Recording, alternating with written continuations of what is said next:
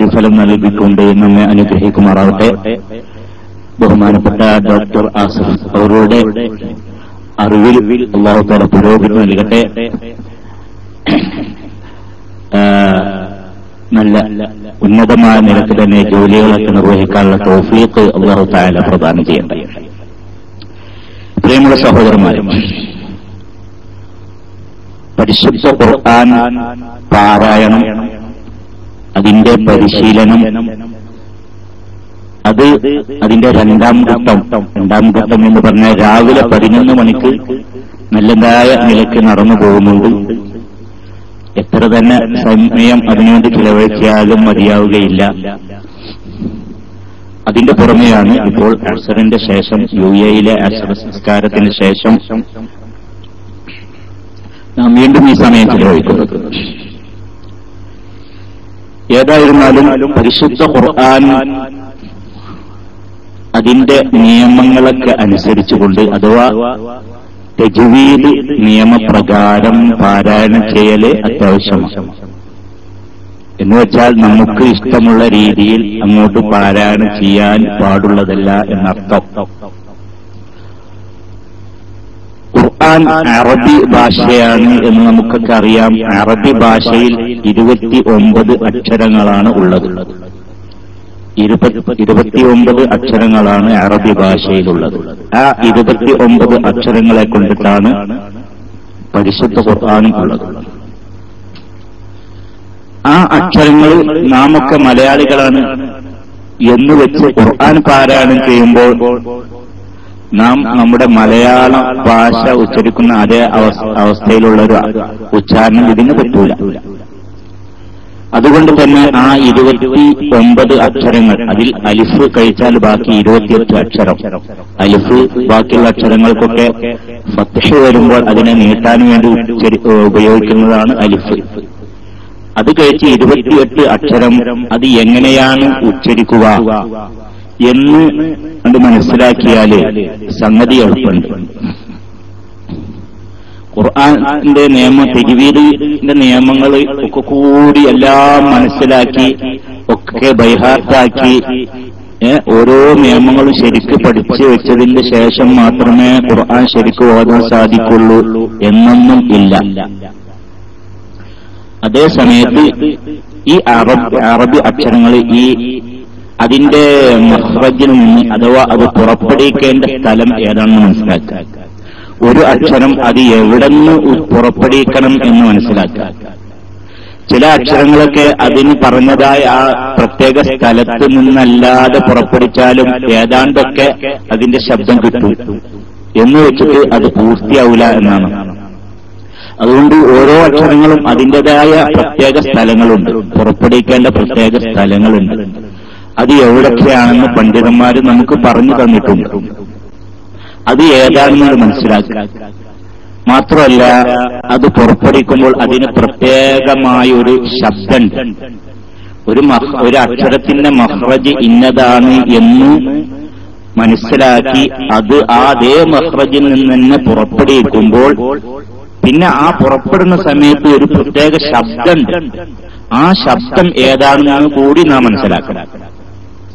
ഒരു മഖ്റജ് അതിൽ നിന്ന് ഒരക്ഷരം പുറപ്പെടുവിക്കുമ്പോൾ അത് പല ശബ്ദത്തിൽ നമുക്ക് പുറപ്പെടുവിക്കാൻ സാധിക്കും. ഉദാഹരണം, റ എന്നുള്ളത് റ എന്ന് പറഞ്ഞാലും ശബ്ദം മഖ്റജിൽ തന്നെയാണ് പുറപ്പെടുവിച്ചിട്ടുള്ളത്. പക്ഷെ അതിന്റെ തഫ്ഖീമിന്റെ ശബ്ദം കൂടെ ഉച്ചരിക്കുമ്പോഴുള്ളൂ അതിന്റെ പൂർണ്ണമായ രൂപമാവുക. ഒരു ഉദാഹരണം പറഞ്ഞതാണെന്ന് മാത്രം, മനസ്സിലായില്ല. അപ്പോ ഈ അക്ഷരങ്ങൾ അതിന്റെ മഖ്റജിൽ നിന്ന് പുറപ്പെടുവിക്കാൻ വേണ്ടിയിട്ട് നാം ശ്രമിക്കുക. അതിന്റെ ഓരോന്നിന്റെയും മഖ്റജ് ഏതാണെന്ന് മനസ്സിലാക്കുക. എന്നിട്ട് അത് ഉച്ചരിക്കുമ്പോൾ ഉണ്ടാവുന്ന പ്രത്യേക ശബ്ദം അഥവാ അതിന്റെ സിഫത്ത്, ആ സിഫത്തും അത് മനസ്സിലാക്കിയിട്ട് അങ്ങനെ ഉച്ചരിക്കാൻ വേണ്ടിയിട്ട് ഈ 28 അക്ഷരങ്ങളും അങ്ങനെ ഉച്ചരിച്ച് ശീലിച്ചാൽ നമ്മുടെ ഖുർആൻ പാരായണം അതിന്റെ ഒരു പകുതി, ഒരു 50% മേലെ നമുക്ക് ക്ലിയർ ആക്കാൻ സാധിക്കും. പിന്നെയുള്ളത് മദ്, ഇദ്ഗാം, ബിഗുന്ന, ഇഖ്ഫാ, ഇങ്ങനെയുള്ള കാര്യങ്ങളൊക്കെ മനസ്സിലാക്കുക. അതിന്റെ മുമ്പായിട്ട് ഈ കാര്യമാണ് നാം ശരിക്കും മനസ്സിലാക്കുന്നത്. ഇങ്ങനെ നാം മനസ്സിലാക്കുമ്പോൾ അതിന്റെ കുറച്ച് കാര്യങ്ങൾ ഇന്ന് ഞാൻ പറഞ്ഞു തരാം. നമ്മുടെ അക്ഷരങ്ങളൊക്കെ നോക്കുക. നമുക്ക് ഒരു തലക്കിൽ നിന്ന് തുടങ്ങാം. ഒരു തലക്കിൽ നിന്ന് തുടങ്ങിയാന്ന് പറഞ്ഞാല് ഒരു അക്ഷരം നമ്മളിപ്പോ ഈ അറബി അക്ഷരങ്ങൾ ഏത് അക്ഷരാവട്ടെ അതിന്റെ അങ്ങേ അറ്റത്തും നമ്മളിപ്പോ തൊണ്ടയുടെ അങ്ങേ അറ്റത്തുള്ളതാണ് ഹംസയും ഹാഉം. ഇതാണ് നമ്മെ സംബന്ധിച്ചിടത്തോളം അങ്ങേ അറ്റത്തുള്ള ഏറ്റവും അങ്ങേ അറ്റത്തുള്ള ഒരു അക്ഷരം ഇത് രണ്ടാണ്. അതിന്റെ അപ്പുറത്തേക്ക് വേറെ അക്ഷരമില്ല. തൊണ്ടയുടെ അങ്ങേ അറ്റത്ത് കാണില്ല, അതിന്റെ അപ്പുറത്തേക്ക് വേറെ അക്ഷരമില്ല. അവിടുന്ന് കൂടി തുടങ്ങാം. അപ്പൊ ഹംസ ഹ ഈ രണ്ടക്ഷരം തൊണ്ടയുടെ അങ്ങേ അറ്റത്ത് നിന്ന് പുറപ്പെടുവിക്കേണ്ട അക്ഷരങ്ങൾ. ഇതിലെ ഹംസ തന്നെ എടുക്കാം നമുക്ക് ആദ്യം. ഹംസ അതിന്റെ മഖ്റജ് ഏതാണ്? തൊണ്ടയുടെ അങ്ങേ അറ്റത്ത്. ഈ തൊണ്ടയുടെ അങ്ങേ അറ്റത്ത് നിന്ന് ഒരു അക്ഷരം പുറപ്പെടുവിക്കുമ്പോൾ അതിന് അതിൻ്റെതായ ഒരു പ്രത്യേകതയൊക്കെ നമ്മൾ ആ ഉച്ചരിക്കുന്നതിൽ ഉണ്ടാവുമോ? ഒരു അങ്ങേ അറ്റത്തു നിന്ന് ഒരു അക്ഷരം ഉച്ചരിക്കുമ്പോൾ അതിൻ്റെതായ ഒരു സ്ട്രോങ് ഒക്കെ ഉണ്ടാവും. ഹംസ ഉച്ചരിക്കുമ്പോ ആ മഖ്റജിൽ ഒന്ന് അമർത്തിയിട്ട് വേണം ഉച്ചരിക്കേണ്ടത് എന്ന് നമുക്കൊക്കെ അറിയാം. നിങ്ങളൊക്കെ ശരിക്കും ശ്രദ്ധിക്കണം. ഈ പറഞ്ഞമായി തന്നെ ആവണം ഉച്ചാരണം. മനസ്സിലായില്ലേ? നമുക്കൊക്കെ ഉള്ളൊരു ബുദ്ധിമുട്ട് പോരായ്മ എന്താ എന്ന് വെച്ചാല് ഹംസ ഉച്ചരിക്കുമ്പോ അത് വേണ്ടത്ര ആ സ്ട്രോങ്ങിൽ ഉച്ചരിക്കണില്ല. അത് ഇനി മുതൽ ഉണ്ടാവാൻ പാടില്ല. ഹംസ അഥവാ ഫത്ഹ് കൊടുത്താൽ ആ എന്ന് പറയുന്ന അതിന്റെ ശരിക്കുള്ള ഹംസ എന്നാണ്. നമ്മള് അലിഫിന് ഫത്ഹിട്ട ആ എന്ന് പറയും. പക്ഷെ അലിഫ് എന്ന് പറയുന്നത് മറ്റതിന് നീട്ടാൻ വേണ്ടിയിട്ട് ഉപയോഗിക്കുന്നതിനാണ് അലിഫ് എന്ന് പറയാ. ഹംസക്ക് ഫത്ഹിട്ടാലാണ് ആ എന്ന് പറയാ. അപ്പോ തൊണ്ടയുടെ അങ്ങേ അറ്റത്ത് നിന്ന് പുറപ്പെടുവിക്കുന്ന അത് അങ്ങേ അറ്റത്ത് മഖ്റജായ ഈ ഹംസ അത് ഉച്ചരിക്കുമ്പോൾ നമ്മൾ പ്രത്യേകം ശ്രദ്ധിക്കേണ്ടത് എന്താണ്? ഒന്ന് അമർത്തിയിട്ടായിരിക്കണം ഉച്ചരിക്കേണ്ടത്. ഈ അമർത്തിയിട്ട് ഉച്ചരിക്കുന്ന ഒരു സ്വഭാവം നമുക്ക് ഉണ്ടാവണം. അത് നാം ആലോചിക്കാതെ തന്നെ നമ്മുടെ മനസ്സിൽ കരുതാതെ തന്നെ അങ്ങനെ ഉച്ചരിക്കുന്ന ഒരു അവസ്ഥ നമ്മൾ ഉണ്ടായിത്തീരണം. എന്താണ് ഇങ്ങനെ മഖ്റജിൽ അമർത്തിയിട്ടില്ലെങ്കിൽ? മഖ്റജിൽ അമർത്താതെ ഹംസ ഉച്ചരിച്ചാല് പിന്നെ സംഭവിക്കണ്ട, അത് ശരിക്കും ആ മഖ്റജിൽ നിന്നാവൂല. നിങ്ങൾ നോക്കി, ഇപ്പോ ഹംസനെ ആന്ന് പറഞ്ഞത് വേണ്ടമാര് അമർത്താതെ ഉച്ചരിക്കാൻ എങ്ങനെ ഉണ്ടാവുക? അല്ലാഹു അക്ബർ. ഇപ്പൊ എന്താ സംഭവിച്ചത്? അല്ലാഹു അക്ബർ എന്ന് പറയുമ്പോ അത് വേണ്ടമാര് അമർത്താതെ ഉച്ചരിച്ചാല് അങ്ങനെ ഉച്ചരിക്കുമ്പോ അത് അതിന്റെ അതേ പ്രത്യേക മഖ്റജിൽ നിന്നാവൂല. അല്ലാഹു അക്ബർ എന്ന് പറഞ്ഞ അത് അങ്ങേയറ്റത്തു നിന്നായില്ല. പക്ഷെ അതേ സമയത്ത് നമ്മളൊന്നും അത് ഒന്നുകൊണ്ട് അമർത്തിയിടാകുമ്പോ അപ്പൊ അങ്ങേയറ്റത്തു നിന്നാവണം. അപ്പൊ അല്ലാഹു അക്ബർ, അഊദു, അല്ലാഹു. അപ്പൊ ഈ ഒരു കാര്യമായിട്ട് പ്രത്യേകം ശ്രദ്ധിക്കുക. എന്ത് ശ്രദ്ധിക്കേക്കണ്ടല്ലോ അല്ലേ? ഞാൻ പറയുന്നത് ഇങ്ങനെ കേൾക്കുന്നവരൊക്കെ ഒന്ന് എച്ചടിക്കുക, എന്തെങ്കിലും ഒന്ന് ചെയ്താണ്. ഇത് ഇങ്ങനെയുള്ള കാര്യങ്ങളൊന്ന് പ്രത്യേകം ആകെ 2-3 ആളോട് പോയി നമ്മൾ കേൾക്കുന്നത്. ഓക്കെ. അപ്പൊ ഈ ഒരു കാര്യം പ്രത്യേകം ശ്രദ്ധിക്കേണ്ടത്, ഹംസ ഉച്ചരിക്കുമ്പോ തൊണ്ടയുടെ അങ്ങേയറ്റത്തു നിന്നാണ് അത് ഉച്ചരിക്കുന്ന സമയത്ത് ഒന്ന് അമർത്തിയിട്ട് വേണം ഉച്ചരിക്കാൻ. ഖുർആൻ ഓതുമ്പോ ഹംസ വന്നാൽ നമ്മളൊന്ന് അമർത്തിയിട്ട്, മാത്രമല്ല നിസ്കരിക്കുമ്പോൾ തക്ബീറത്തുൽ ഇഹ്റാമില് അല്ലാഹു അക്ബർ എന്നുള്ളത് ഫർദാ. നിയ്യത്ത് മനസ്സിൽ കരുതുക. അല്ലാഹു അക്ബർ എന്നുള്ള തക്ബീറത്തുൽ ഇഹ്റാം എന്താണ്? അത് ഫർദാണ്. അത് അല്ലാഹു അക്ബർ എന്നാണ് അതിന്റെ വാക്ക്. അത് ശരിക്കുള്ള വാക്കായിട്ടുണ്ടെങ്കിൽ എന്താണ്? ആ ഫർദ് ശരിക്കതായിട്ടില്ല. അല്ലാഹു അക്ബർ എന്ന് പറഞ്ഞാല് അപ്പൊ അതൊക്കെ ശരിക്കും ശ്രദ്ധിക്കേണ്ട കാര്യമാണ്. അല്ലാഹു അല്ലാഹു. മനസ്സിലായില്ലേ? അപ്പൊ ഈ ഒരു കാര്യം പ്രത്യേകം ശ്രദ്ധിക്കുക. ഹംസ ഉച്ചരിക്കുമ്പോ മഖ്റജിലൊന്ന് അമർത്തിയിട്ട് വേണം ഉച്ചരിക്കുക. അതൊക്കെ കിതാബിലൊക്കെ പറയുന്നുണ്ട്. ഹംസ മഖ്റജിലൊന്ന് അമർത്തിയിട്ടാണ് ഉച്ചരിക്കേണ്ടത് എന്ന് വെച്ചിട്ട് ഇങ്ങനെ മഖ്റജിൽ അമർത്തണം എന്ന് കരുതിയിട്ട് നിങ്ങൾ ഓവർ അമർത്തലായിട്ട് അല്ലാഹു എന്നാവരുത്. ശബ്ദ് വരുന്ന ഒരവസ്ഥയിലാവരുത്. അല്ലാഹു ആവരുത്. അങ്ങനെ ആയിട്ടുണ്ടെങ്കിൽ അങ്ങനെയൊക്കെ ഇപ്പോ നിസ്കരിക്കാൻ നോക്കുമ്പോ അല്ലാഹു അക്ബർ എന്ന് പറഞ്ഞാൽ എന്താ ഇയാൾക്ക് ഇത്ര വസ്വാസം ഉണ്ടോന്നൊക്കെ മറ്റുള്ളവർ തോന്നിപ്പോകും. അങ്ങനെ അല്ല, ഒന്ന് മീഡിയം സൈസിൽ അല്ലാ അല്ലാ അല്ലാ അല്ല അല്ലാ, അങ്ങനെയല്ല അല്ലാ അതായത് അങ്ങനെ നമുക്ക് ആ അങ്ങേ അറ്റത്തു നിന്നാണ് അത് പുറപ്പെട്ടിക്കണെന്ന് അപ്പൊ നമുക്കത് തോന്നും. ഒന്നോട് അമർത്തിയാൽ. അതില്ലെങ്കിലോ വേണ്ട മാതിരി അങ്ങേറ്റത്തുനിന്നാവൂല. അതൊന്ന്. അതിനാണ് ഈ ഹംസക്ക് ഷിദ്ദത്ത് എന്ന് പറയുന്ന സിഫത്തുണ്ട്. ഷിദ്ദത്ത് എന്ന് പറഞ്ഞ സിഫത്ത് എന്ന് പറഞ്ഞാൽ എന്താണ്? ഷിദ്ദത്ത് എന്ന് പറഞ്ഞ സിഫത്ത് എന്ന് പറഞ്ഞാല് ഇപ്പൊ നമ്മൾ ചില അക്ഷരങ്ങളൊക്കെ ഈ ചില അക്ഷരങ്ങൾ ഉച്ചരിക്കുമ്പോ ഒരു ശബ്ദം ഉണ്ടാവണമെങ്കിൽ, ഏതൊരു ഭാഷ ആവട്ടെ, ഒരു ശബ്ദം ഉണ്ടാവണമെങ്കിൽ രണ്ട് സ്ഥലം തമ്മിൽ ടച്ച് ആവണം. ഒന്നിരിക്കലും ടച്ച് ആവണം, അല്ലെങ്കിൽ രണ്ട് സ്ഥലം പ്രവർത്തിക്കല് നിർബന്ധമാണ്. അത് ചിലപ്പോൾ ടച്ച് ആയിട്ടേ കാരണം, ചിലപ്പോൾ ടച്ച് ആവാതെ കാരണം. ഈ ഷിദ്ദത്ത് എന്ന് പറയുന്ന അജിദു, ഖത്ഇം, ബഖത്ത് എന്ന അക്ഷരങ്ങളാണ്, അതിൽപ്പെട്ട അക്ഷരങ്ങളാണല്ലോ ഈ ഷിദ്ദത്ത് എന്ന് പറയുന്ന സിഫത്തുള്ള അക്ഷരങ്ങൾ. ഈ അജിദു, ഖത്ഇം, ബഖത്ത് എന്ന ഈ അക്ഷരങ്ങൾ, ഈ അക്ഷരങ്ങളൊക്കെ ഉച്ചരിക്കുമ്പോൾ രണ്ട് സ്ഥലം തമ്മിൽ ടച്ച് ആവും. മനസ്സിലായില്ലേ? രണ്ട് സ്ഥലം തമ്മിൽ ടച്ച് ആവും. അപ്പോ ഹംസ ഉച്ചരിക്കുമ്പോൾ എന്താണ്? ടച്ച് ആവണം. ഷിദ്ദത്ത് എന്ന് പറയുന്ന സിഫത്ത് അതിനുണ്ട്. അജിദു, ഖത്ഇം, ബഖത്ത് എന്ന അക്ഷരം എന്നതിൽപ്പെട്ട അക്ഷരങ്ങളാണ് ഷിദ്ദത്ത് എന്ന സിഫത്തുള്ള അക്ഷരങ്ങൾ. അപ്പൊ ഈ അക്ഷരങ്ങൾ ഉച്ചരിക്കുമ്പോ ഞാൻ പറഞ്ഞു, ഒരു അക്ഷരം, ഒരു ശബ്ദം ഉണ്ടാവണമെങ്കിൽ, ഒരു അക്ഷരത്തിന്റെ ശബ്ദം ഉണ്ടാവണമെങ്കിൽ അതിന് രണ്ട് സ്ഥലം ആവശ്യമാണ്. വെറും നാവ് കൊണ്ട് മാത്രം ഒരു ശബ്ദം ഉണ്ടാവില്ല. നാവും മേലെ അണ്ണാക്കും കൂടിയിട്ടായിരിക്കും, അല്ലെങ്കിൽ നാവും പിന്നെ മുൻപല്ലുകളും കൂടിയിട്ടായിരിക്കും. അങ്ങനെ ആകുമ്പോഴുള്ള ഒരു ശബ്ദം ഉണ്ടാകും. അതേപോലെ തന്നെ തൊണ്ടയിൽ നിന്ന് പുറപ്പെടുന്ന ഈ 6 അക്ഷരങ്ങൾ, അതിൽ ചിലത് ഷിദ്ദത്തുള്ളതുണ്ട്. അതിൽപ്പെട്ടതാണ് ഹംസ. ഈ തൊണ്ടയിൽ നിന്ന് പുറപ്പെടുവിക്കുന്ന ഈ ഹംസ ഉച്ചരിക്കുമ്പോൾ അതിന് ഷിദ്ദത്ത് കൊടുത്തിട്ട് വേണം ഉച്ചരിക്കാൻ. അത് എപ്പോഴാണ് ഷിദ്ദത്താവുക? ഈ പറഞ്ഞ മാതിരി ഒന്ന് അമർത്തിയിട്ടാവുമ്പോഴുള്ളൂ ഷിദ്ദത്താവുക. അല്ലാഹു അങ്ങനെ പറയുമ്പോൾ നിങ്ങൾ ശ്രദ്ധിച്ചു നോക്കി. അല്ലാഹു എന്ന് പറയുമ്പോ നമ്മൾ അവിടെ ഇങ്ങനെ തെറ്റണമായി തോന്നുന്നു. അതേ സമയത്ത് ആ എന്ന് പറഞ്ഞാലോ, ആ അല്ലാഹു എന്ന് പറഞ്ഞാലോ അവിടെ തെറ്റലൊന്നും ഉണ്ടാവില്ല. അപ്പൊ ഷിദ്ദത്ത് വന്നില്ല. ഷിദ്ദത്തിന്റെ അതിൽ എന്താണ്? അത് അറബിയിലുള്ള ശരിക്കുള്ള ഹംസയുടെ ശബ്ദമായില്ല എന്ന് മനസ്സിലാക്കാം. അറബി ഭാഷയിലുള്ള ശരിക്കുള്ള ഹംസയുടെ ശബ്ദ ആയില്ല. ഏത്? ഈ ഷിദ്ദൊന്നും കൊടുക്കാതെ ആ എന്ന് പറഞ്ഞിട്ടുണ്ട്. അപ്പൊ അത് ആന്നേ ആവൂല, ആ എന്നാവൂല. മനസ്സിലായി? ആ രണ്ട് ടച്ചാവും. ഷിദ്ദത്ത് എന്ന് പറഞ്ഞാല്, ഷിദ്ദത്ത് എന്ന് പറയുന്ന അജിദു, ഖത്ഇം, ബഖത്ത് എന്നതിലുള്ള ഓരോ അക്ഷരങ്ങളും നിങ്ങൾ പരിശോധിച്ച് നോക്കി. അത് രണ്ട് സ്ഥലവും തമ്മിൽ ടച്ചാവും. അവിടെ ടച്ചായി. ജീമ് പറയുമ്പറ്റ, നാവിന്റെ നടു മേലെ അണ്ണാക്കും തമ്മിൽ ടച്ചായി. ദു, നാവിന്റെ തലയും മേലെ മുൻപല്ലിന്റെ ഉള്ളിലത്തെ ഊനും തമ്മിൽ ടച്ചായി. അജിദു, ഖത്ഇം, ഖത്ഇം എന്ന് പറയുമ്പോ ഖാഫ് ടച്ചായി, ടച്ചായി. ഒക്കെ രണ്ട് സ്ഥലവും തമ്മിൽ ടച്ചാവും. അത് പറയുമ്പോൾ തമ്മിൽ തെട്ടുന്ന അർത്ഥം. എന്നാൽ അങ്ങനെ തെറ്റാത്ത ചില അക്ഷരങ്ങളുണ്ട്. അത് ഈ ഷിദ്ദത്തിൽ പെട്ടതുമല്ല. ഐ എന്ന് പറയുമ്പോ ആ എന്ന് പറയുമ്പോ ടച്ച് ആവാൻ പാടില്ല. അവിടെ എത്തുമ്പോ നമുക്ക് പ്രത്യേകിച്ച് പറയാം. ഓക്കെ. അപ്പോ ഹംസ ഉച്ചരിക്കുമ്പോൾ നിങ്ങൾ പ്രത്യേകം ശ്രദ്ധിക്കേണ്ടത് എന്താ പറഞ്ഞത്?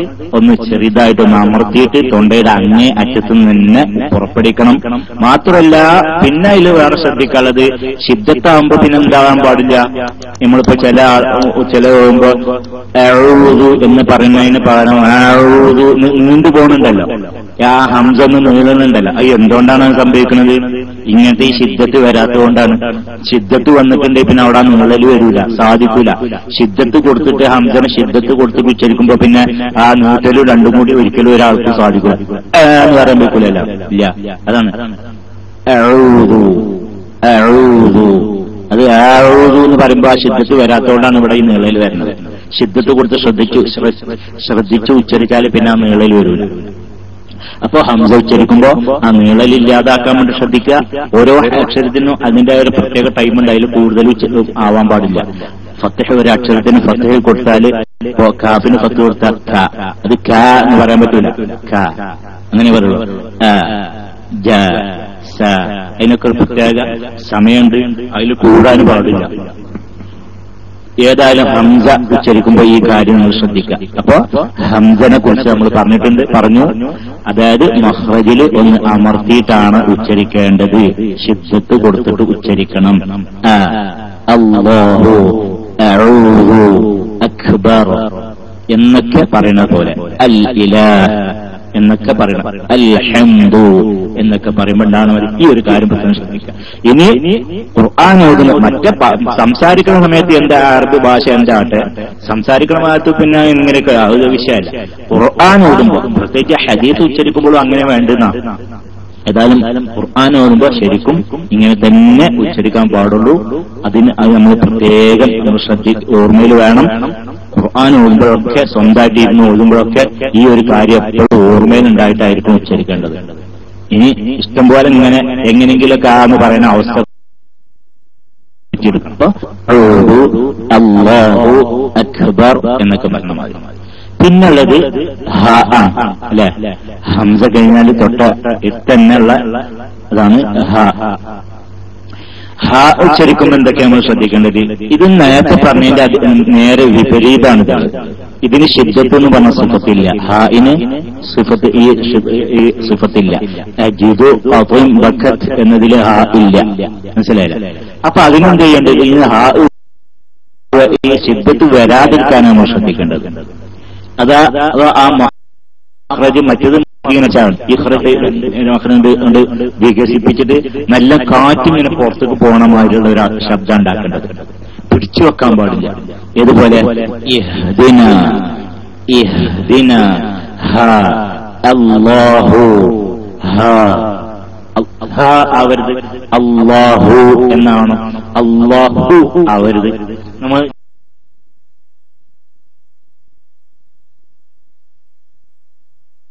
ആളുകൾ ഇതിന എന്നാവണം.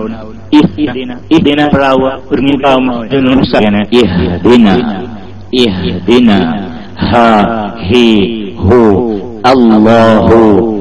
നല്ല കാറ്റ് പുറത്തേക്ക് പോവുക. പ്രത്യേകിച്ച് ഹ ഉച്ചരിക്കുമ്പോൾ നമ്മളൊക്കെ പണ്ടൊക്കെ പറഞ്ഞിരുന്നു, ഹ ഉച്ചരിക്കുമ്പോൾ കൂടുതൽ മറ്റ് അക്ഷരങ്ങളെ അപേക്ഷിച്ച് ഹ ഉച്ചരിക്കുമ്പോൾ കൂടുതൽ ശ്വാസം ഉള്ളിന്ന് പുറത്തേക്ക് പോകും. കൂടുതൽ ശ്വാസം അതിനാവശ്യമാണ്.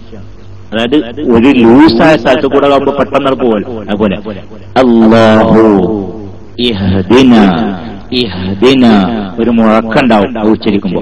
സിംഹം നമ്മൾ പണ്ടൊക്കെ പറഞ്ഞ സിംഹം എന്ന് പറയാൻ പറ്റില്ല. മലയാളത്തിലായാലും സിംഹം എന്ന് പറയാതെ സിംഹം എന്ന് പറയുമ്പോ എങ്ങനെയൊക്കെ അതേ ശബ്ദം തന്നെയാണ് ഇഷ്ടംപോലെ എയർ ഉള്ളുന്നത്, ശ്വാസം ഉള്ളുന്ന് പുറത്തേക്ക് വിടുന്ന ഒരവസ്ഥ. അല്ലാഹു അല്ലാഹു. മറ്റേതെന്താണ് നമ്മൾ പറഞ്ഞത്? ഹംസ പിടിച്ചു ശബ്ദത്ത് കൊടുത്തിട്ട്. ഇതാണെങ്കിലോ ശബ്ദത്തൊന്നും ഇല്ലാതെ കാറ്റൊക്കെ ശരിക്കും പുറപ്പെടുത്തിച്ചിട്ട്. അതുകൊണ്ട് തന്നെ ഇന്ന് സൂറത്തുൽ ഫാത്തിഹ അതില് ഇഹ്ദിന എന്നുള്ളോട്ട് ഇഹ്ദിന എന്ന ഒരവസ്ഥ ഉണ്ടാവാൻ പാടില്ല. അവിടെ മാത്രമല്ല, അതുപോലെ തന്നെ അല്ലാഹു ഹുവ ഹുവ എന്ന് പറയുമ്പോ ഹുവ ഹുവ എന്ന ശബ്ദം വരരുത്. ഹുവ അങ്ങനെയല്ല, ഹുവ ഹുവ ഒരു മുഴക്കമാണ് ആ അക്ഷരം ഉച്ചരിക്കുമ്പോൾ. ഹുവ അല്ലാഹു എന്നൊക്കെ പറയണമായിരുന്നു. മനസ്സിലായില്ല? അപ്പോ ഹംസ ഹ ഇത് രണ്ടും തൊണ്ടയുടെ അങ്ങേ അറ്റത്തുനിന്ന് പുറപ്പെടുവിക്കുന്ന അക്ഷരാണ്. ഹംസ ഉച്ചരിക്കുമ്പോ ശിദ്ദത്ത് കൊടുത്തിട്ട് ഒന്ന് മഖ്റജിലൊന്ന് അമർത്തിയിട്ട് അങ്ങനെ ഉച്ചരിക്കണം. അല്ലാഹു എന്ന് പറയുന്ന പോലെ.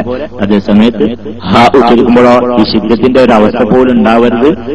തീരെ ശിദ്ദത്ത് വരാതെ ഏറെ നല്ല പുറത്തുകൾ വിട്ടിട്ട് അല്ലാഹു അല്ലാഹു ഇഹ്ദിന ഇഹ്ദിന ഹുവ ഹ ഹി ഹു ഈ ശബ്ദത്തിലാണ്, അല്ലാതെ ഹ ഹി ഹു ആവരുത്.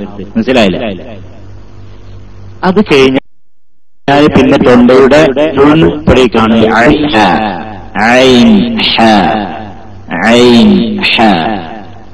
എന്താണ് ഐൻ? ഐനിന് എന്തില്ല? ശിദ്ദത്തില്ല. അജിദു ബക്കത്ത് എന്നതിൽ ഐനില്ല, ഹാഉം ഇല്ല.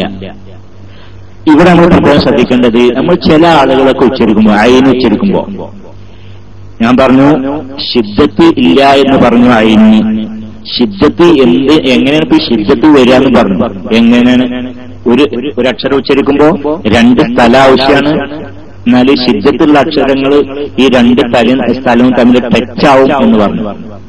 എന്ന് പറഞ്ഞ പോലെ ജീമ് പറയുമ്പോൾ ജ എന്ന് പറയുമ്പോൾ ഷിദ്ദത്തിന്റെ അജിദു അവിടെ നാവിന്റെ നടുമേലെ അണ്ണാക്കും തമ്മിൽ ടച്ച് ചെയ്യുന്നുണ്ട്.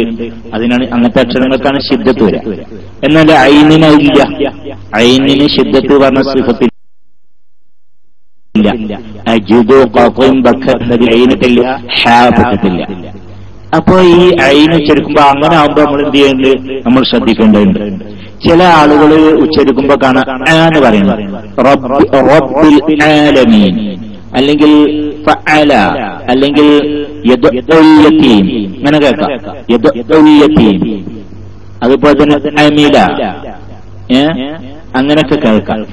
അമില എന്ന് പറഞ്ഞാൽ എന്താ സംഭവിക്കുക, ഫഅല എന്ന് പറഞ്ഞാൽ എന്താ സംഭവിക്കുക? അവിടെ ഈ നേരത്തെ പറഞ്ഞത് ഒരു അക്ഷരത്തിന് ഉച്ചരിക്കണ ഈ ശബ്ദം ഉണ്ടാകുന്ന രണ്ട് സ്ഥലങ്ങളാണ്. ഇത് ടച്ച് ചെയ്യുമ്പോൾ ഷിദ്ദത്ത് വന്നു. ടച്ച് ചെയ്യാതെയാണ് ഷിദ്ദത്തില്ലാത്ത അക്ഷരങ്ങൾ ഉച്ചരിക്കേണ്ടത്. എന്നാലോ ഐനിന് ഈ ഷിദ്ദത്തില്ലെങ്കിലും അതിന്റെ അടുത്ത് വരെ വരുന്ന ഒരു അക്ഷരമാണ്. നമ്മൾ ഈ യൂട്യൂബിലൊക്കെ നമ്മൾ നോക്കിയാൽ അറിയാം, മഖ്റജ് ഐൻ എന്ന് കൊടുത്താല് അത് കമ്പ്യൂട്ടറിന്റെ സഹായത്തോടെ നമ്മൾക്ക് ഇങ്ങനെ ഉച്ചരിക്കുന്നത് കാണിച്ചു തരും. അപ്പൊ ഈ തൊണ്ടയുടെ നടുവിനല്ലോ ഐനും ഹാവും. തൊണ്ട എന്ന് പറഞ്ഞ ഒരു പൈപ്പ്, ഒരു പൈപ്പ് പോലെയല്ല തൊണ്ട ഉള്ളത്.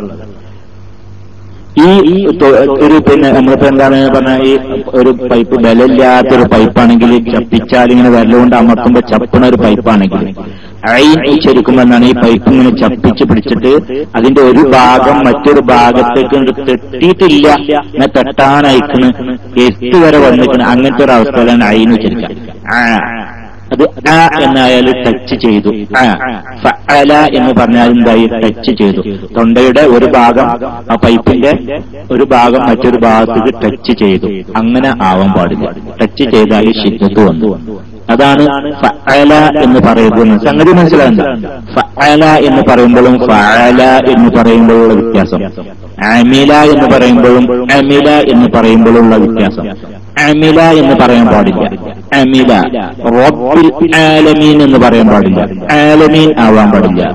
റബ്ബിൽ ആലമീൻ, റബ്ബിൽ ആലമീൻ.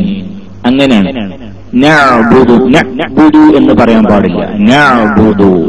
അതുപോലെ തന്നെ അമില, അമില ആവാൻ പാടില്ല. അമില എന്നായിട്ടുണ്ടെങ്കിൽ രണ്ട് മഖ്റജും തമ്മിൽ, ഈ രണ്ട് സ്ഥലവും തമ്മിൽ എന്തായി, ടച്ചായി. ടച്ച് വന്നാൽ ഷിദ്ദത്ത് വന്നു. ഷിദ്ദത്ത് പെട്ടതല്ല ഐന്. അപ്പൊ ഷിദ്ദത്തില്ല ഐൻ ചരിക്കും. ഇങ്ങനെ ഉച്ചരിക്കേണ്ടത് ആമില, ആമില, അമില ആവരുത് എന്നർത്ഥം. ചില ആളുകളൊക്കെ ഉച്ചരിക്കുമ്പോ അമില എന്നൊക്കെ ഖുർആൻ ഓതുമ്പോ അ എന്ന് വരലുണ്ട്, അത് ശ്രദ്ധിക്കണം. അപ്പൊ അതിനില്ലാത്തൊരു സിഫത്ത് കൊണ്ടുവന്നു. സിഫത്തുകളൊക്കെ എന്തിനാണ് പണ്ഡിതന്മാർ നമ്മളെ പഠിപ്പിച്ചത്? അങ്ങനെയാണ് റസൂലുള്ള ഓതിയിരുന്നത്. റസൂലുള്ള സ്വഹാബത്തിന് ഓതി കേൾപ്പിച്ച അവസ്ഥയാണ് ഇതൊക്കെ. അങ്ങനെ നമുക്ക് എങ്ങനെയായിരുന്നു എന്നൊക്കെ നമുക്കൊന്ന് കിട്ടിയിട്ടുണ്ട്. അതുകൊണ്ട് അതിനൊക്കെ അനുസരിച്ച് ബോധ്യം മതി. അപ്പൊ ഐൻ ഉച്ചരിക്കുമ്പോൾ ഈ ഒരു കാര്യമാണ് നമ്മളെ സംബന്ധിച്ചിടത്തോളം ശ്രദ്ധിക്കുന്നത്. നമുക്കിപ്പോ മലയാളികൾ ഇങ്ങനെ ഓതുന്നത് ഇപ്പൊ നമുക്ക് കേട്ടിട്ടുള്ള എവിടൊക്കെയാണ് എന്തൊക്കെയാണ് പ്രശ്നങ്ങൾ എന്നൊക്കെ നമുക്ക് കുറെ കേട്ട് മനസ്സിലായിട്ടുണ്ടല്ലോ. അതിൽപ്പെട്ട ഒരു കാര്യമാണ് ഐൻ ഉച്ചരിക്കുമ്പോൾ ഈ ഷിദ്ദത്ത് വരിക എന്നുള്ളത്. അത് നമുക്ക് ഉള്ള ഒരു സ്വഭാവമാണ്, അത് ഒഴിവാക്കുന്ന സ്വഭാവമാണ്. അതായത് ഐൻ ഉച്ചരിക്കുമ്പോൾ ഷിദ്ദത്ത് വന്നിട്ട് അമില എന്ന് പറയേണ്ടതിന് പകരം അമില എന്ന് പറയാ, ആലമീൻ എന്ന് പറയേണ്ടതിന് പകരം ആലമീൻ എന്ന് പറയാ. യദ്ഉൽ യതീം, യദ്ഉൽ യതീം ഷദ്ദുള്ള ഐനാകുമ്പോ യദ്ഉൽ യതീം എന്ന് പറയേണ്ടതിന് പകരം, എന്ന് ഓതേണ്ടതിന് പകരം യദ്ഉൽ യതീം എന്നാവുക. അങ്ങനെ ആയിട്ടുണ്ടെങ്കിൽ ഐന് ഷിദ്ദത്ത് വന്നു. അത് ഒഴിവാക്കേണ്ടതാണ്. ഐന് ഷിദ്ദത്തില്ല. അപ്പോ തൊണ്ടയുടെ നടുവിൽ നിന്ന് പുറപ്പെടുവിക്കേണ്ട രണ്ടക്ഷരാണ് ഐനും ഹാവും. ഐൻ ഉച്ചരിക്കുമ്പോ നമ്മൾ ശ്രദ്ധിക്കേണ്ട കാര്യം, ഒന്ന് ഐന്റെ പ്രത്യേക ശബ്ദമാവണം. അതാ മഖ്റജിന്ന് ശരിക്കും ഉച്ചരിക്കുമ്പോ ആ ശബ്ദമേ വരുള്ളൂ. ആ ശബ്ദം വരുന്നില്ലെങ്കിൽ ആ മഖ്റജിന്നല്ല എന്നാണ് അതിന്റെ അർത്ഥം. മഖ്റജിന്ന് ഉച്ചരിക്കുമ്പോ അങ്ങനെ വരും. പിന്നെ ശ്രദ്ധിക്കേണ്ടത് ഈ ഷിദ്ദത്ത് വരാതിരിക്കാനും ശ്രദ്ധിക്കാം. തിരിഞ്ഞില്ല, കേൾക്കുന്നുണ്ടല്ലോ, കേൾക്കുന്നുണ്ടല്ലോ. ഐൻ ഉച്ചരിക്കുമ്പോ ഈ അവസ്ഥ ഒരിക്കലും ഉണ്ടാവില്ല. ഉറങ്ങിയ അതുപോലെ കേൾക്കും. അപ്പൊ ഈ ഐൻ ഉച്ചരിക്കുമ്പോ അത് ഒരിക്കലും വരാതിരിക്കാൻ വേണ്ടിട്ട് ശ്രദ്ധിക്കാം. പിന്നെ ഹ ഉച്ചരിക്കുമ്പോ നമുക്കുള്ള പ്രശ്നം എന്താണ്? ഹ ഉച്ചരിക്കുന്ന സമയത്ത് ഈ ഹ എന്ന ശബ്ദം ഹ എന്ന ശബ്ദം ചില ആളുകൾക്കൊക്കെ ശരിക്കും ഹ വരാതിരിക്കുക, അവിടെ അതിന് പകരം ഹ എന്ന ശബ്ദം വരിക. ചില ആളുകൾ ഓതുമ്പോ ഹ എന്ന് വരേണ്ടടുത്ത് ഹ എന്ന ശബ്ദമാവുക. ഇതൊക്കെ ശ്രദ്ധിക്കുക. ഹ തൊണ്ടയുടെ നടുവിൽ നിന്നാവുക, അതിന്റെ ആ പ്രത്യേക ശബ്ദം എടുത്ത് കാണിക്കുകയും ചെയ്യാം.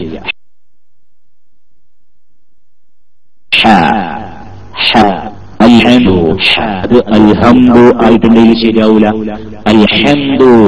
അൽഹംദു എന്നതിന് പകരം അൽഹംദു എന്ന് ഓതിയിട്ടുണ്ടെങ്കിൽ നിസ്കാരം ശരിയാവൂല.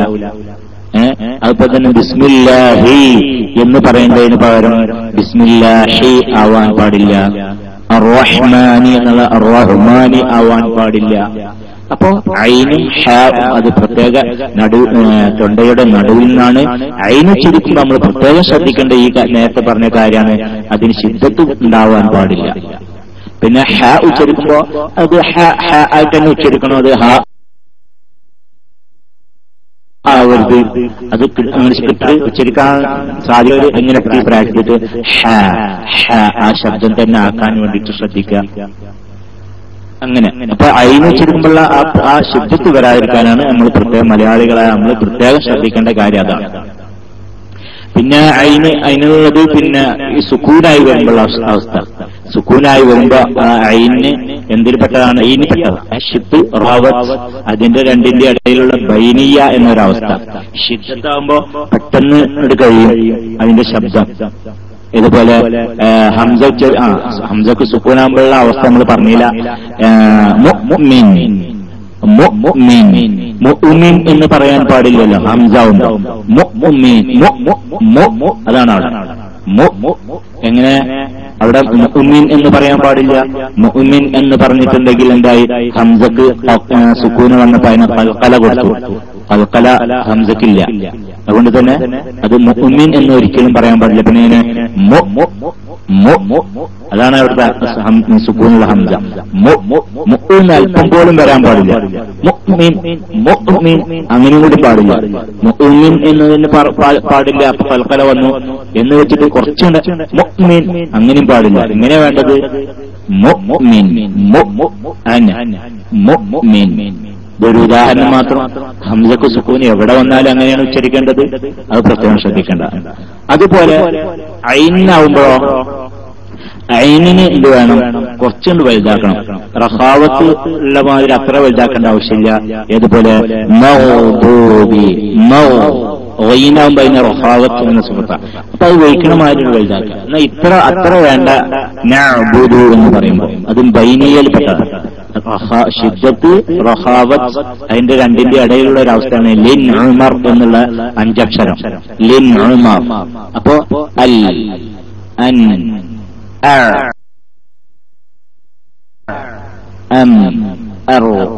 കുറച്ച്, അല്ലാതെ അൽ എന്ന് പറയേണ്ട ആവശ്യമില്ല. അങ്ങനെ അപ്പൊ നഅ്ബുദു എന്ന് പറയുമ്പോ പ്രത്യേകം അയിന ഒന്ന് ആ നേരത്തെ പറഞ്ഞ മാതിരി ശിദ്ദത്തിന് അവസ്ഥ വരുമ്പോ കുറച്ചും വലുതാക്കി പറയാം. നഅ്ബുദു അത് നഅ്ബുദു എന്നോ ഒന്നും പറ്റൂല. നഅ്ബുദു അങ്ങനെ തന്നെ ഉച്ചരിക്കാൻ വേണ്ടിയിട്ട് ശീലിക്കുക. ഹാഇന് സുക്കൂനാകുമ്പോ പിന്നെ അത് റഹാവത്തിൽപ്പെട്ടതാണ്. അപ്പൊ വയ്ക്കണ മാതിരി അഹ് എന്ന് പറഞ്ഞിട്ട് വയ്ക്കണം മാതിരി വൈകാക്കാൻ വേണ്ടി ശ്രദ്ധിക്കുക. ഒരിക്കൽ ശിപ്പത്തിൽ അത്ര.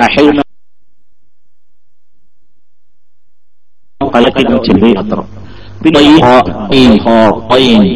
ഇത് ഇസ്തിഅലാന്റെ ഹർഫിൽപ്പെട്ടതാണ്. അപ്പൊ ഓ എന്ന് ആവരുത്, ആവണം. ഓയിന് തൊണ്ടയുടെ മേൽഭാഗത്ത് നിന്ന് ഉച്ചരിക്കുന്ന 2 അക്ഷരങ്ങൾ ഓയിനും ഓയിൻ ഹോ. അപ്പോ ഇത് ഓയിന് ഉച്ചരിക്കുമ്പോൾ ശ്രദ്ധിക്കേണ്ടത് അതിന്റെ പ്രത്യേക മഖ്റജിൽ നിന്നാവുന്നതിന്റെ പുറമെ അതിന് ഇസ്തിഅലാന്റെ ഹർഫിൽപ്പെട്ടതായതുകൊണ്ട് അതിന് ഓ അത് എന്നാവത് ഓഫിർ അല്ലാതെ ഗാഫിർ എന്നാവരുത്. ഇസ്തിഅലാന്റെ ഹർഫായതുകൊണ്ട് തഫ്ഖീമാക്കണം. പിന്നെ സുക്കൂനാകുന്ന സമയത്ത് എന്ത് വേണം? സുക്കൂനാകുന്ന സമയത്ത് വയ്ക്കണ മാതിരി സാധിക്കണ അത്ര വലുതാക്കി മഗ്ദൂബി ആയിട്ടുണ്ട് കൽക്കല വരും. അപ്പൊ മഖ്ബൂബി ഒരിക്കലും ആവരുത്. മഖ്ബൂബി എന്ന് പറഞ്ഞ ശിദ്ദത്ത് വന്നു, അങ്ങനെ ആവരുത്. കുറച്ച് വലുതാക്കിയിട്ട് മഗ്ദൂബി എന്ന് പറയുന്നത് പോലെ ആക്കുക. അപ്പോ ഈ 6 അക്ഷരങ്ങളില് ഗൈനിന് സുക്കൂന് വരുമ്പോ ഉണ്ടാകുന്ന അവസ്ഥ പ്രത്യേകം ശ്രദ്ധിക്കുക. ഒന്ന് വലുതാക്കി പറയാ. മാത്രമല്ല ഫത്ഹൊക്കെ ആവുമ്പോ അതിന് ഇസ്തിഅലാന്റെ ഹർഫാണ്. അപ്പോ അതിന് തഫ്ഖീം കൊടുത്തിട്ട് ഹോ എന്ന് പറഞ്ഞ മാതിരി ഹോ എന്ന ഉയർന്ന ശബ്ദത്തോടു കൂടി ഉച്ചരിക്കാം. പിന്നെ തൊട്ടടുത്ത് തന്നെയാണ് ഇത് ഹ. ഈ ഹ എന്നുള്ളത് നമ്മൾ പറയുമ്പോൾ പ്രത്യേകം ശ്രദ്ധിക്കേണ്ടത് എന്താ പറയുക, അതിന് ആ ഒരു എന്നുള്ള ഒരു പ്രത്യേക ശബ്ദമുണ്ട്. പക്ഷെ അത് നമ്മൾ ചിലപ്പോൾ ചിലർ ഉച്ചരിക്കുമ്പോ ഓവറായിട്ട് ഇങ്ങനെ ഉച്ചരിക്കുക. അതുപോലെ ഹ എന്നൊരു പ്രത്യേക ഭയങ്കര ശബ്ദത്തിൽ ഇങ്ങനെ ഉണ്ടാവരുത്. ഒരു മയത്തോട് കൂടിയിട്ടുള്ള ഹ ആയിരിക്കണം. ഖാലിദ് അത് ഖാലിദ് എന്നാവുമ്പോ അത് കൂടുതൽ സ്ട്രോങ് ആയി. കൂടുതൽ സ്ട്രോങ് ഇല്ലാതെ ഖാലിദ്. ആ ഹ എന്നുള്ള ശബ്ദം വേണേനും എന്നാലും ഓവറാവും ചെയ്ത് ഖാലിദ്. കേൾക്കുമ്പോ തന്നെ ഒരു ഇത് വേണം, ഓവറാവരുത്. ഖാലിദ്. പിന്നെ തഫ്ഖീമാക്കണം. തഫ്ഖീമാക്കിയിട്ട് ഉയർന്ന ശബ്ദത്തിലാണ് ഉച്ചരിക്കേണ്ടത്. അപ്പൊ തന്നെ മഖ്ലൂഖ് ആവരുത്. മഖ്ലൂഖ് എന്ന് പറഞ്ഞിട്ടുണ്ട് ഖൽഖല വന്നു. ഖൽഖല സിഫത്തില്ലല്ലോ. മഖ്ലൂഖ് വീക്കണമാനും വലുതാക്ക. മഖ്ലൂഖ്. അപ്പോ ഹംസ ഹ ഐൻ ഹ ഗൈൻ ഹ. ഹംസ ഹ ഐൻ ഹ ഗൈൻ ഹ. ഹംസ ഉച്ചരിക്കുമ്പോ മഖ്റജിൽ അമർത്തിയിട്ട് എന്ന് തന്നെ ഉച്ചരിക്കണം. സുക്കൂനാകുന്ന സമയത്ത് മുഅ്മിൻ അല്ലാതെ മുഅ്മിൻ എന്ന അവസ്ഥ വരരുത്. മുഅ്മിൻ കുറച്ച് ഇങ്ങനെ അങ്ങനെയും വേണ്ട, അങ്ങനെ ആക്കരുത്. ചിലർ അങ്ങനെ കേൾക്കാം. എന്ത് ചെറുതായിട്ട് മുഅ്മിൻ ഇങ്ങനെ മുഅ്മിൻ എന്ന് കൽക്കല പോലാണ്ട് പ്രത്യേകിച്ചുണ്ട് പറയില്ലെങ്കിലും പിന്നെന്ത് ചെയ്യാ, കുറച്ചുണ്ട് അങ്ങനെയും വേണ്ട. ഹംസ സുക്കൂനാവണമെന്നുണ്ടെങ്കിൽ എന്നുള്ള എടുത്ത് കാണിക്കേണ്ട ആവശ്യമില്ല. മുഅ്മിൻ അങ്ങനെ തന്നെ മതി. ചെറുതായിട്ട് പോലും വേണ്ട.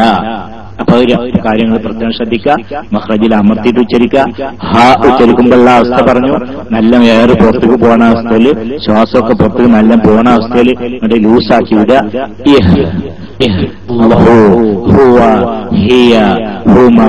കട്ടുണ്ടാവാൻ സാധ്യതയില്ല. പിന്നെ ശ്രദ്ധിക്കേണ്ട കാര്യം ഞാൻ പറഞ്ഞു, ഒരിക്കലും ശിദ്ദത്ത് വരരുത്. ആമില അത് അതുപോലെ തന്നെ സുക്കൂന് വരുമ്പോൾ എന്താ വേണ്ടത്, കുറച്ച് വലുതാക്കിയിട്ട് വേണം. കാരണം അത് ബൈനിയാണ്. ലിൻ ഉമർ എന്നതിൽപ്പെട്ടതാണ് ഐന്. എന്ത് ചെയ്യണം, വലുതാക്കുക. മറ്റേ റഹാവത്ത് സുഹൃത്തുള്ളതിന്റെ അത്ര വലുതാകേണ്ടതില്ലെങ്കിലും ഒന്നിലാക്കുക. അത് ശബ്ദം ഉച്ചരിക്കുക. സുക്കൂന് വരുന്ന സമയത്ത് ഒരു വലുതാക്കുക. ഓയിനാവുമ്പോ മൗദൂബി സുക്കൂന് വരുന്ന സമയത്ത് വലുതാക്കി ഉച്ചരിക്കുക. ആ ശബ്ദത്തിന് വലുതാക്കുക. മൗദൂബി എന്ന് പെട്ടെന്ന് കേൾക്കാതെ ആക്കുക. മഗ്ദൂബി ഖൽഖല തീരെ കൊടുക്കാതെ മൗദൂബി എന്ന അവസ്ഥയിലാക്കുക. പിന്നെ ഫത്ഹൊക്കെ ആകുന്ന സമയത്ത്, ഫത്ഹിന് നീട്ടാനൊക്കെ ഉണ്ടാകുന്ന സമയത്ത് അതിന്റെ തഫ്ഖീം ഉഷാറാക്കി കൊടുക്കുക. ഫത്ഹിന് നീട്ടാനുണ്ടാവുമ്പോഴാണ് ഏറ്റവും തഫ്ഖീമിന്റെ ശബ്ദം കൂടുതലായിട്ട് എടുത്തു കാണിക്കുക. അപ്പൊ പിന്നെ ഏതാണ് ഹ ഉച്ചരിക്കുമ്പോ എന്താണ് ശ്രദ്ധിക്കേണ്ടത്, അതിന്റെ ആ മഖ്റജിന് ആവുന്നതിന്റെ പുറമെ അതൊരു മയത്തിലുള്ള ആ ശബ്ദാക്കണം. കൂടുതൽ സ്ട്രോങ് ആക്കിയിട്ട് കാറല് കൂടുതൽ ഉണ്ടാവരുത്. അങ്ങനെ പിന്നെ സുക്കൂനാകുന്ന സമയത്ത് കുറച്ച് വലുതാക്കി ചെയ്യാം. മനസ്സിലായില്ല? ഈ 6 അക്ഷരങ്ങള് നമ്മൾ പ്രത്യേകം ശ്രദ്ധിക്കേണ്ട കാര്യങ്ങൾ ഓർമ്മയുണ്ടാ?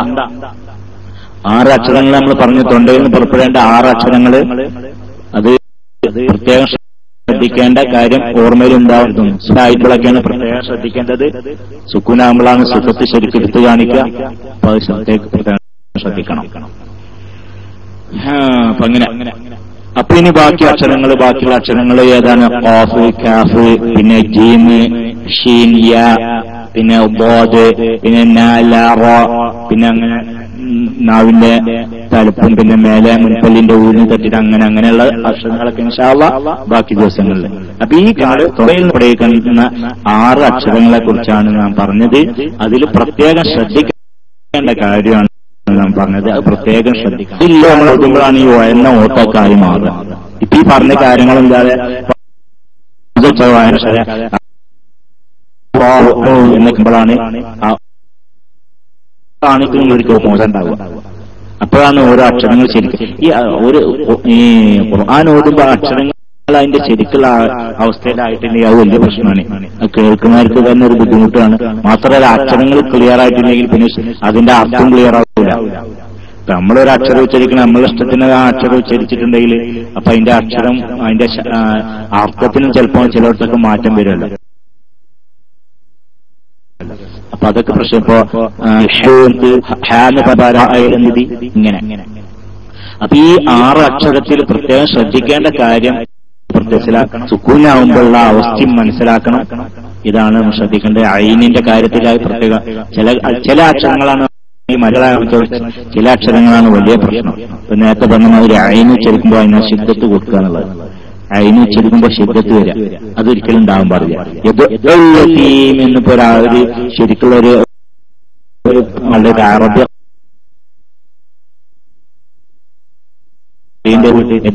നോക്കിയിട്ടുണ്ടെങ്കിൽ അപ്പോൾ അങ്ങനെയുള്ള ഞങ്ങളത് മാറ്റേണ്ടതാണ് എന്നറിഞ്ഞത് നമുക്ക് ഇനി ഓർത്ത് ശ്രദ്ധിക്കാം.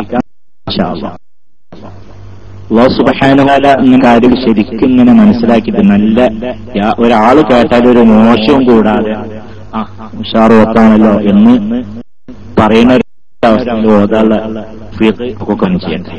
നേരത്തെ പറഞ്ഞ മാതിരി കാര്യങ്ങളൊക്കെ ഫുള്ള് തജ്വീദ് ഓരോ കളിക്കലൊക്കെ നല്ല കാര്യമാണ്. അതേസമയത്ത് അങ്ങനെ ഫുള്ള് പഠിച്ചിട്ട് തന്നെ ഓത്ത് ശരിയാക്കാൻ പറ്റുള്ളൂ എന്നൊന്നുമില്ല. ഈ കാര്യം പ്രത്യേകം പഠിക്കണം. ഈ കാര്യങ്ങൾ ശ്രദ്ധിക്കണം. ഓരോ അക്ഷരങ്ങളുടെ ആ ശബ്ദം അപ്പൊ ഉണ്ടാകേണ്ട പ്രത്യേകം ശ്രദ്ധിക്കേണ്ട കാര്യങ്ങൾ നമ്മൾ പഠിക്കണം. അല്ലെങ്കിൽ മദ്ദൊക്കെ ഉള്ളവർക്ക് നമ്മൾ നിർബന്ധം നിന്നിട്ടുണ്ട്. പക്ഷെ അവിടെ നിന്ന് അർത്ഥത്തിന് വ്യത്യാസം വരില്ലേ? ഇപ്പൊ എന്ന് പറഞ്ഞ് കരുതിയിട്ട് അർത്ഥത്തിന് വല്ല മാറ്റമുണ്ടോ? ഇല്ല. ഈ അർത്ഥത്തിന് മാറ്റം വരുന്ന ഓത്താണ് വലിയ പ്രശ്നം. അപ്പൊ അത് നമ്മൾ ആദ്യം ശരിയാക്കുക. അതെപ്പോഴാ സംഭവിക്കുക? ഇപ്പൊ ഫിസ്സമാഇ എന്ന് പറഞ്ഞതിന് പകരം ഫിസ്സമാഇ എന്ന് പറഞ്ഞാൽ സ്വാദാക്കിന്റെ അർത്ഥം മാറി. ഇങ്ങനത്തെ അവസ്ഥകളൊക്കെ പ്രത്യേകം മനസ്സിലാക്കണം. അഥവാ ആ അച്ഛന്റെ ശബ്ദം ക്ലിയർ ആയിട്ട് തന്നെ ഉച്ചരിക്കണം. എങ്കിൽ മാറ്റം വലിയ നാൾ. അപ്പൊ കാര്യം കഴിച്ചിട്ട് മനസ്സിലാക്കി.